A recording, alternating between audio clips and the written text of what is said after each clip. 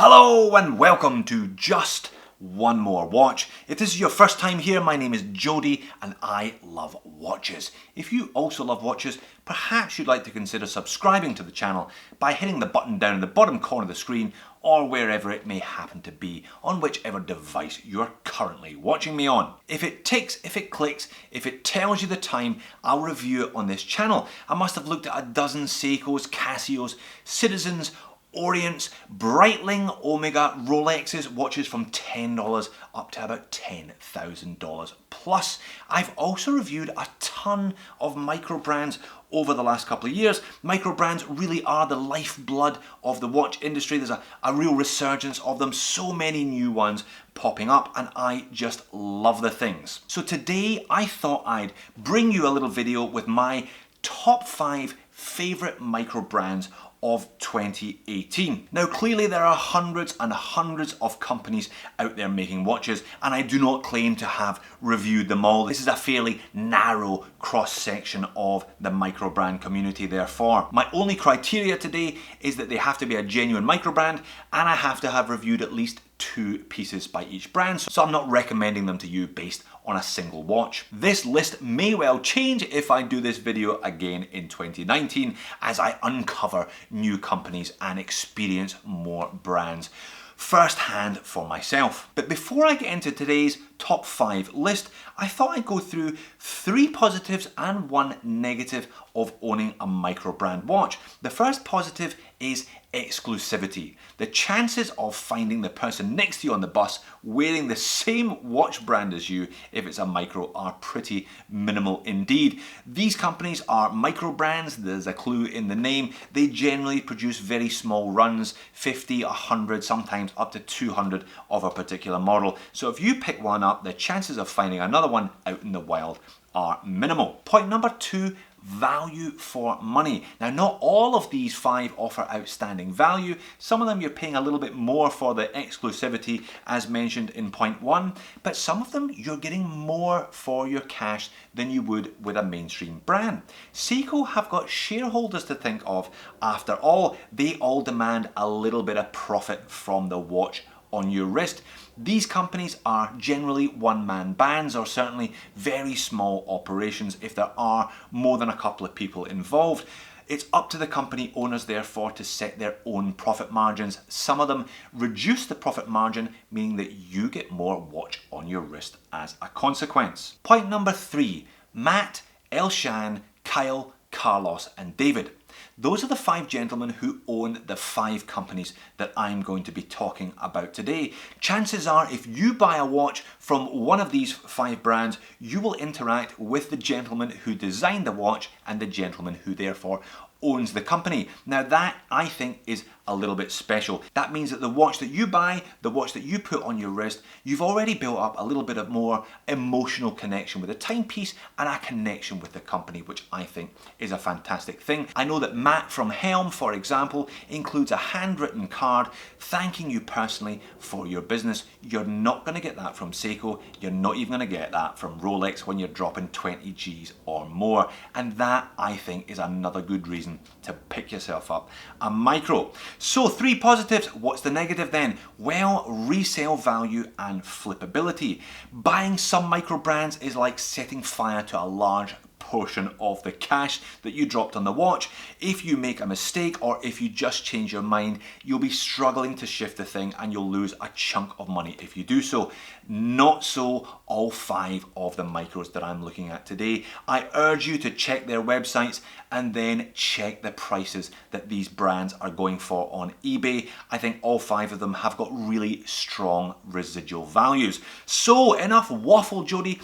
What are these 5 micro brands that are currently your favorites at this point in time? Well, I gave you a bit of a clue, didn't I? Matt from Helm. So let's start at number 1 with Helm.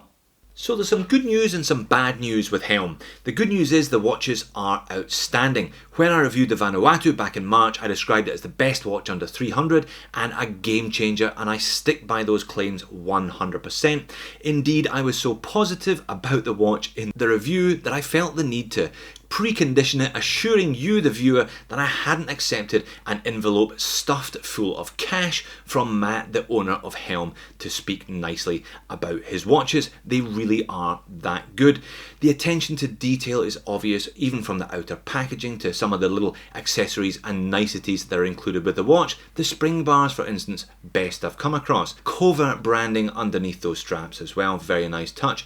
And the watch is a cracker. This one is a tool diver, super legible, definitely a little bit of zin there, but that's no bad thing, and so well machined. Fantastic tolerances, great bezel action, and then there's the loom. The loom is outstanding. A great mix of C3 and BGW9, lasts long into the night, and the engineer bracelet, over-engineered. That was a word I kept using, overbuilt. Look at those links, big chunky screws, and the clasp is amazing, really chunky. A lot of companies will try and cut a corner on the bracelet, not so Helm. They over-deliver on this one as well. It's great. Even little details like the case back, they just go one step further. Looks great on wrist, but it is heavy. 42mm in diameter and 200 grams. You can have that by popping it on the supplied one-piece Zulu strap or one of the optional canvas straps.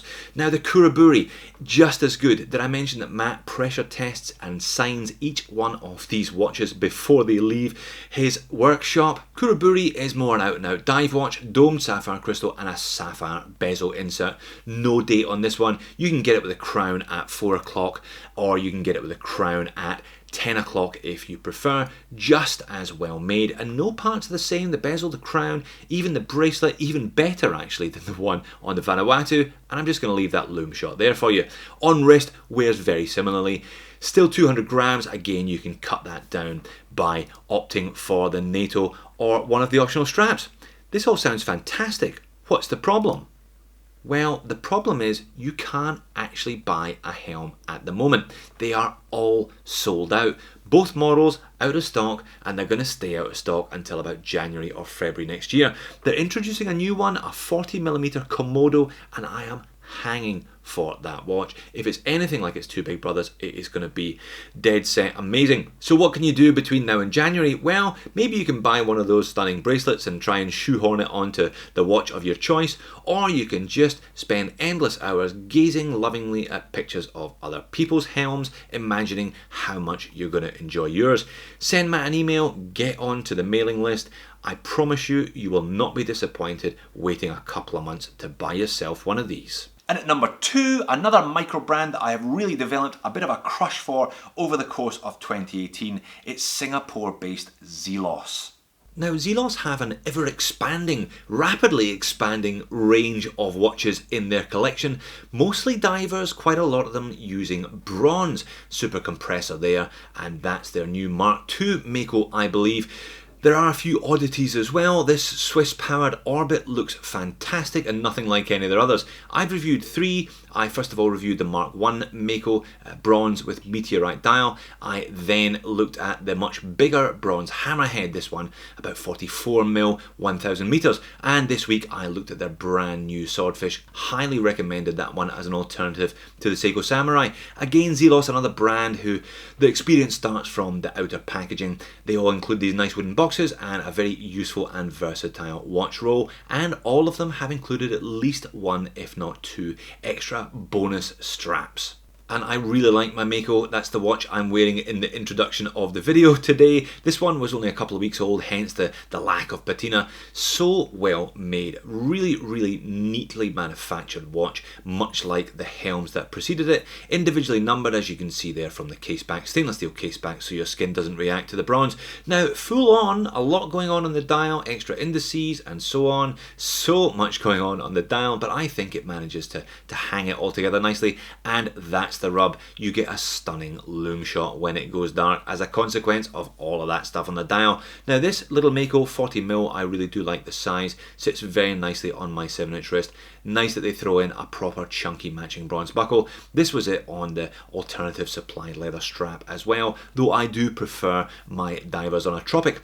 So we're on to the hammerhead. This was the same but much bigger. This one fresh out the packaging, hence the lack of patina, lack of wear, but just as well manufactured. And again individually numbered.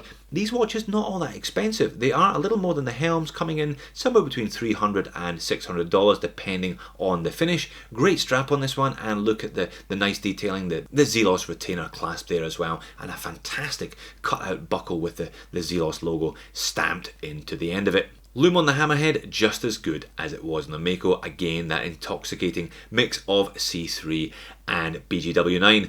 Big and chunky on wrist, this one. Too big for me. I prefer the 40mm of the Mako. Now, the Swordfish, this was this week's review.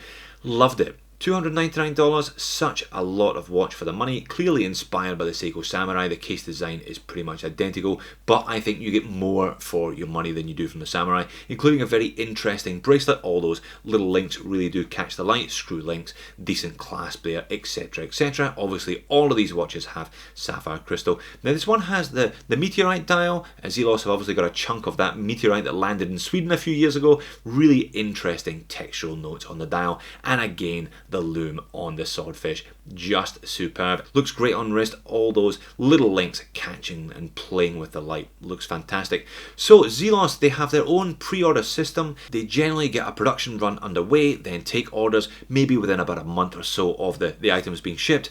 At a certain date, the prices do go up. I recommend getting on the Zelos mailing list and having a look at future models. Make sure, if you're keen on one, that you get in early, because they do sell out. You get in and take advantage of the reduced pre-order price. Again, highly recommended, Zelos. And at number 3, it's a brand that generally divides opinion in the comments section. Not everybody goes for these super over-styled chronos, but those who do absolutely adore them, and I'm one of the latter camp. It's Stratton. Now, before you check out Stratton's website, I suggest you have a look at their Instagram feed. Kyle, the owner, is a petrol head.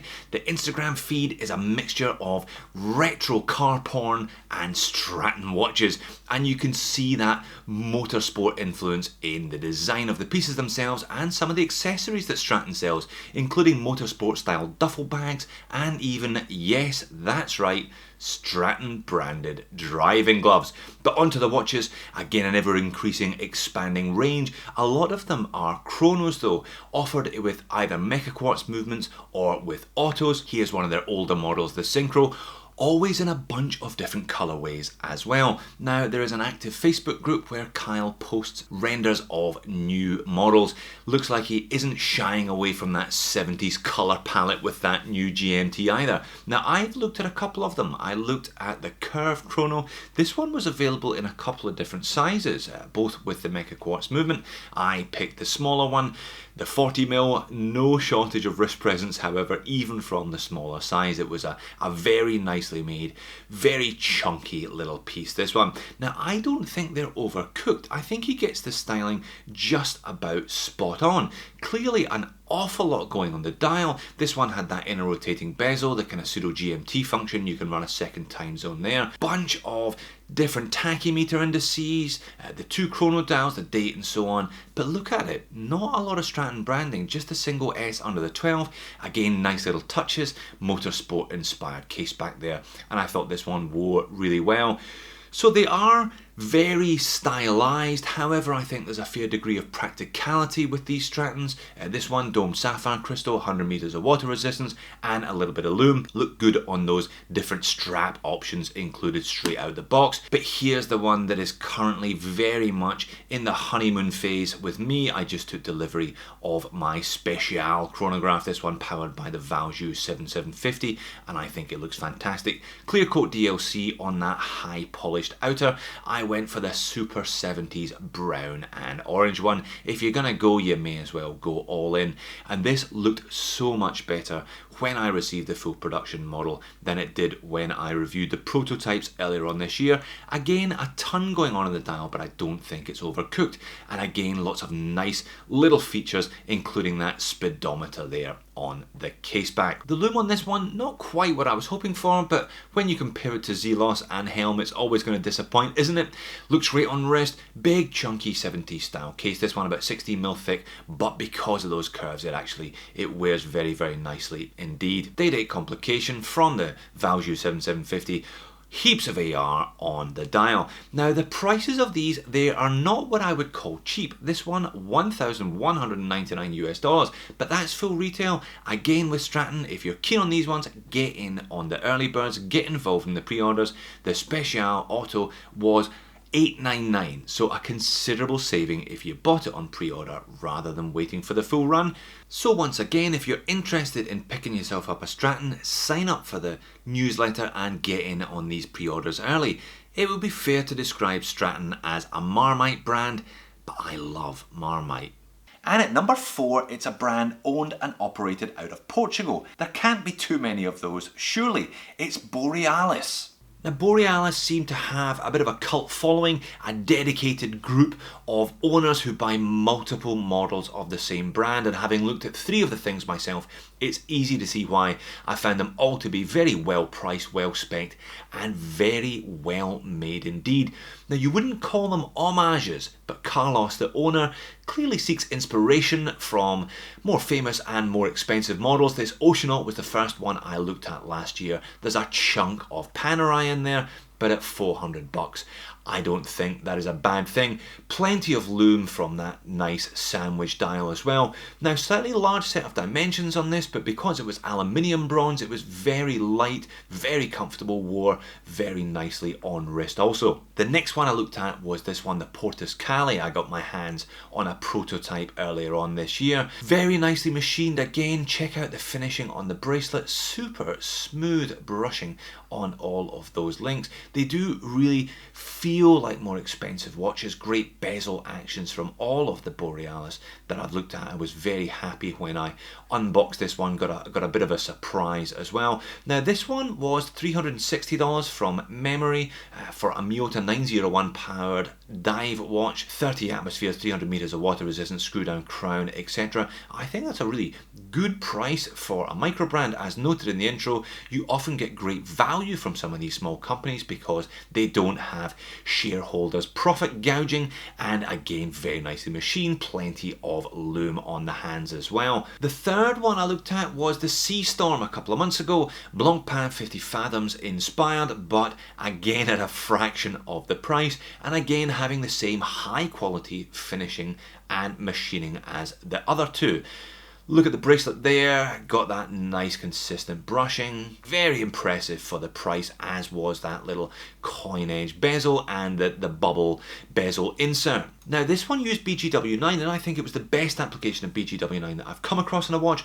41mm in diameter, but wears very nicely indeed. Kind of disappeared on the wrist. I was disappointed to have to send this one back to Portugal. Now, like some of the other brands here, Borealis have got their own way of doing things. You pay 50% on order and 50% of the price of the watch when the time comes to take receipt of your item. As a consequence, you can't buy a Borealis either. You're getting a picture here, folks, aren't you? Sign up for the newsletters. Keep your eyes open for new models, and if you like the look of one, jump on it, get in early. If you do change your mind, as noted in the intro, you will have no problem selling one of these Borealis for the vast majority of the sum you paid, but I suspect you'll be hanging on to it. And last but not least, at number 5 today, a brand that's probably the most micro of all, Nezumi Studios from Sweden. Not necessarily the brand with the smallest range here, but probably the most niche. Again, vintage style, motorsport inspired chronographs. You can clearly see what I'm into here today, can't you? Dive watches and vintage chronos, and Nezumi sell both. But you can actually buy one of these watches today. They have stock on hand, unlike some of the other brands that I've looked at. I guess micro brands don't like committing to large stock holdings, so they tend to run smaller quantities of watches. So I looked at their Lowe's chronograph first earlier on this year, and I really found it a captivating little watch. Chances are, if you like one Nezumi Studios, you're gonna like them all because most of them use the same parts, just in slightly different permutations. They've all got the same 40mm case, 47mm lug to lug. They're all quite slim. They do a baleen dive watch, and they do 3 different chronos. The bezel from one is on another one, the hands are on a third, the dials are on a fourth, and so on. So there's a bit of overlap, but I just really like the attention to detail of this Lowe's chrono and the colour scheme. I think they just got the colour scheme spot on. The strap on this one was also pretty sensational. German vegetable tanned leather. If you come across those words, they are a little bit of a magic combination. You should certainly take note. Now, only 50 meters of water resistance on these, kind of denting the overall practicality of them, but I just thought a really nicely designed watch. Now, that features the Mecha Quartz chrono, as does this other one, the Corbeau that I looked at thereafter. The Lowe's actually doesn't have a ticking second hand, so you'd be hard pushed to know that you were dealing with a Mecha Quartz, unlike this Corbeau, which does have a ticking second hand, a kind of more traditional application of the Seiko Mecha Quartz movement. But again, a kind of holistically designed piece. Very nice colour schemes, kind of vintage, but not quite as overstyled perhaps as some of the Strattons are. Maybe taking it back a decade or two to the 1960s and even the 1950s with some of these designs. I really do like the fully graded bezel on that one. If the case looks similar, it's because it's the same case as the Lowe's. Not cheap, these ones, coming in somewhere between $300 and $400 US, which for a Mecha Quartz, like I said, not the cheapest ones I've come across on the channel, but I refer you to point number one, you're paying for the exclusivity. Check out the used prices of these ones on eBay as well. I think Nezumi holds up very well. Looking to see if they expand that range in the future, perhaps adding a couple of different models. Who knows, maybe even moving beyond that 40mm case that they seem to know and love. So there you have it, my top 5 favourite micro brands of 2018. A very personal video, I appreciate. If your favourite micro is not on the list, please leave me a comment. I'm always looking for new brands to get my hands on in 2019 and beyond. Something for everybody here: dive watches, tool watches, retro chronos, etc. And a fairly global selection from Sweden to Portugal, Hong Kong and Singapore, etc, etc. So whichever one you like, I urge you, go out and buy a micro brand. Support these brand owners in their quest to bring you top value and interesting timepieces. Thanks for watching. See you in the next one.